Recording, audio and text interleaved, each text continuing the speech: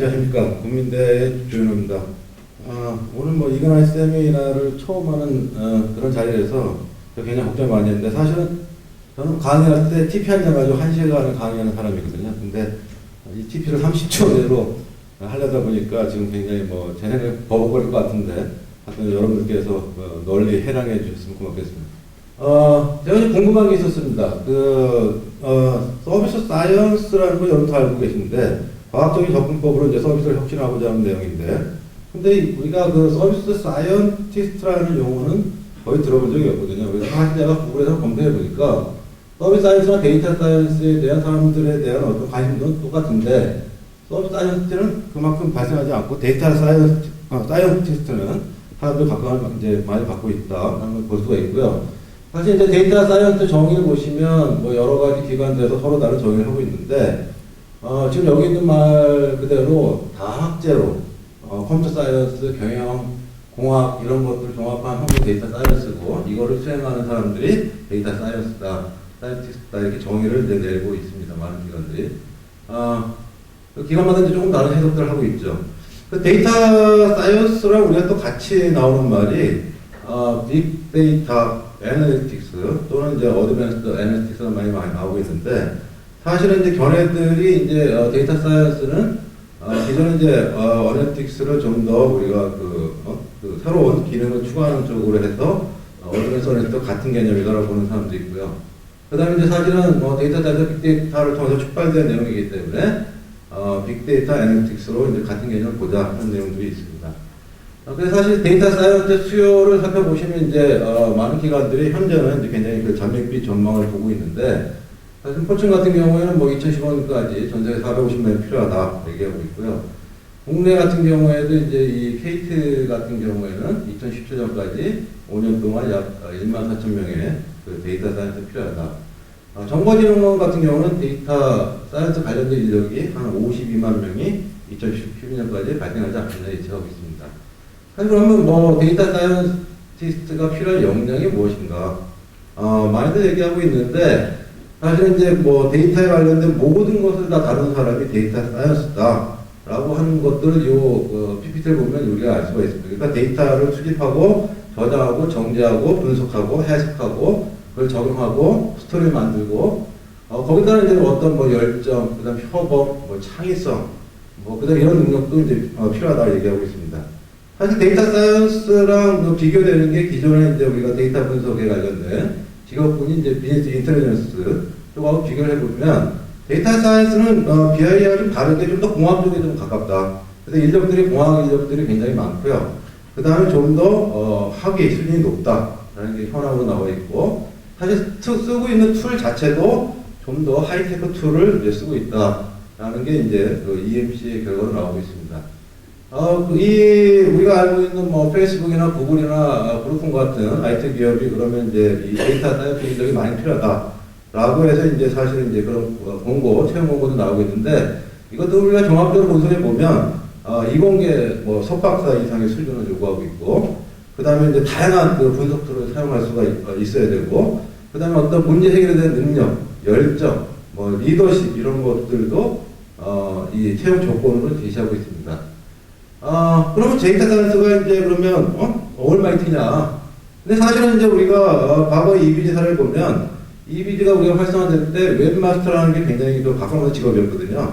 근데 사실은 이 웹마스터 지금 현재는 여러 개의 세부 직업군으로 이제 나눠지고 있습니다. 웹 디자이너, 웹 프로그래머, 그 다음에 콘텐츠 만드는 사람들, 그 다음에 웹을 관리하는 사람들, 이런 식으로 다양한 직업군으로 쪼개지고 있기 때문에 결국 데이터 사이언티스트도 여러 개의 직원들은 나눌 것이다. 사실 지금 저희가 이제 간단하게 대학에서 최근에 이제 입시 분석을 해봤는데, 주제는 뭐냐? 입학 전형에 따라서 이제 어떤 사람들이 더 퍼포먼스를 잘 올리고 있느냐라고 분석을 해봤는데, 사실 이 내용이 왜 들어가냐면, 이거는 이제 예를 들어 어떤 하나의 교수나 입학처 직원들, 정보처 직원들이 분석할 수 없다. 왜냐? 각각의 이제 그 알고 있는 그 기술이나 난이들이 다르기 때문에 이거 팀을 이뤄서 우리가 이제 분석을 한번 그런 사례가 있고, 분석 결과 이제 저희가 얻을 만한 그런 결론을 얻었습니다. 사실은 이제 그러면 데이터 사이언스가 어떤 식으로 이제 그 역할이 나눠지겠느냐? 저는 이제 사실은 데이터 사이언스가 다학제 학문이고, 이 학문이 결국은 뭐냐면 경영학, 통계학, 그 다음에 컴퓨터 사이언스 이 세 개 학문 조합으로 우리가 해석할 수 있다고 보고 있기 때문에 그리고 보면은 경영 쪽에 치우친 사람들은 이제 비즈니스 퍼슨이라는 쪽으로 이제 우리가 특화될 것이고 그 다음에 통계라는 사람은 데이터 리서치 쪽으로 좀 더 강화될 것이고 그 다음에 이제 데이터 쇼라는 데이터 엔지니어로 강화될 것이다 라고 보고 있습니다. 그러면 이제 이러한 그 역할별로 이제 쪼개진 그 데이터 사이언스를 결국 이제 팀을 조직해서 우리가 이제 그 데이터 분석 업무를 해야 되는데, 데븐포트가 이제, NLS 웹 워크이라는 책에서 이제 제시하는 그 분석 모델을 보면 크게 한 5가지로 얘기하고 있고요. 근데 그걸 이제 극단적으로 얘기하면 데이터 사이언스는 이제 하나의 부서에 집중화돼서 이제 있고 필요할 때마다 부서별로 쓰는 게 가장 효율적인 모델이지 아니겠느냐 이렇게 이제 제안을 하고 있습니다. 사실은 이제 미국에서는 빅데이터 또는 이제 데이터 사이언스라는 이름으로 이제 어떤 교육 과정이 이루어지기보다는 사실은 이제 주로 애널리틱스 또는 비즈니스 애널리틱스라는 이름의 그 석사 과정들이 많이 이제 지금 만들어지고 있습니다. 사실은 그중 대표적인 게 이제 좀 이따 설명드린 이제 노스캐롤라이나 대학의 애널리틱스 과정인데 이 과정들의 대부분은 전부 다 이공계에 속한 그런 이제 석박사 과정으로 운영 중에 있습니다. 노스캐롤라 대학의 이제 애널리틱스 과정은 2007년에 세스의 호응을 통해서 이제 만들어진 10개월짜리 3학기 그 석사 과정인데 여기 커리큘럼 쭉 나와 있는데 커리큘럼 쪽에 보시면 뭐 응용수학, 통계, OR, 경영, 그다음 심지어는 뭐 컴퓨터 스킬까지 다루고 있고 주된 내용은 뭐냐면 현장감 살리기 위해서 이제 우리가 실제 뭐 12학점의 프랙티컴의 과목을 통해서 현장력을 주로 이제 하고 있습니다. 국내사를 보면 국내는 데이터 사이언스 관련 학과는 사실 제가 한 그 학교를 포함해서 딱 3군데밖에 없습니다. 하나는 이제 2012년 충북대학교 처음으로 비즈니스 데이터 융합학과를 해서 데이터 사이언스 양성하겠다고 했고요.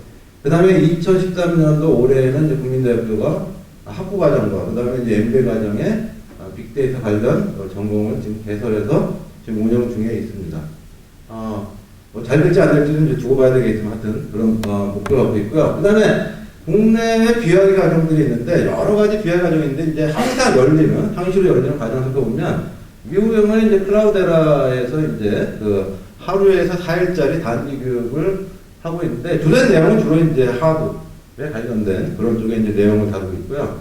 최근에 DB진흥원이 이제 미래 창조의 지원을 통해서 빅데이터 아카데미를 개설을 했고 이 과정은 이제 2주의 교육을 하고 10주 동안의 프로젝트 실습하는 과정이 이루어지고 있습니다. 그래서 아까 제가 말씀드렸지만 이제 저는 데이터 사이언스가 다학제의 학문이고 컴퓨터공학과, 통계, 그다음에 경영학으로 이루어지는 그런 학문으로 우리가 볼 수가 있다. 근데 결국 뭐냐면 우리가 이제 앞으로 교육을 할 때 그럼 어떤 식으로 가야 되겠냐? 하나 예를 들면 이제 통계학 하는 쪽에서는 아무래도 이제 데이터 엔지니어링 쪽으로 그 다음에 이제 비즈니스 마인드를 키우는 쪽으로 접근을 하게 되면 우리가 이제 데이터 사이언스 양성에 근접할 수 있지 않겠느냐. 이렇게 이제 우리가 판단해 볼 수가 있겠습니다. 실제로 이제 미국의 이제 데이터 사이언스 그룹에 이제 조사를 해보니까 여기 나오는 것처럼 그래도 이제 이 데이터 사이언스의 기본적인 학문 배경이 컴퓨터 사이언스 쪽이 굉장히 많고요. 그렇다고 해서 이제 여기 내용을 보신 것처럼 다른 컴퓨터 사이언스 쪽 말고 다른 쪽의 학문 영역에 있는 학생들도 이제 채용 고려를 하고 있다. 근데 특이한 건 뭐냐면 이제 현업에 있는 사람 말고 현재 공부 중에 있는 학생들을 채용할 의지가 있다 이렇게 나오고 있습니다. 최근에 이제 정부의 어떤 그 프로젝트 사업을 통해서 이제 밝혀진 사실은 뭐냐면 그게 정부는 이제 빅데이터 사이언스 양성을 위해서 이제 4가지 형태의 이제 그 사업을 추진하고 내년부터 한 매년 50억을 투입해서 이제 1년에 사업을 하겠다 지금 계획을 발표하고 있는데 주된 내용은 제가 볼 때는 2가지. 하나는 뭐냐면 커리큘럼을 이제 개발하겠다. 어떤 표준 커리큘럼. 두 번째는 뭐냐면 2015년에 빅데이터 전문 자격제도를 도입해서 운영하겠다는 게 취지입니다. 사실은 이거가 연계돼서 지금 정부와 진흥원에서 뭐냐 대학에서 교육할 때 또는 이제 어떤 기관에서 교육할 때 가장 큰 문제가 뭐냐면 데이터를 확보할 수가 없다는 뜻이거든요. 그래서 결국 뭐냐면 빅데이터 분석센터를 통해서 공공 데이터와 민간 데이터를 우리가 통합해서 그거를 제공하겠다. 그래서 어떤 교육에서 활용할 수 있겠다라는 게 이제 정부의 이제 전체 플랜 중에 하나입니다. 그래서 사실은 이제 제가 뭐 아까 말씀 그런 전공을 개설할 때 가장 지금 현재도 고민되는 건 뭐냐면 데이터의 부족이다. 데이터를 어떻게 확보해서 학생들의 경험을 많이 살리겠느냐 하는 부분이 제일 지금 현재도 제일 관심사입니다.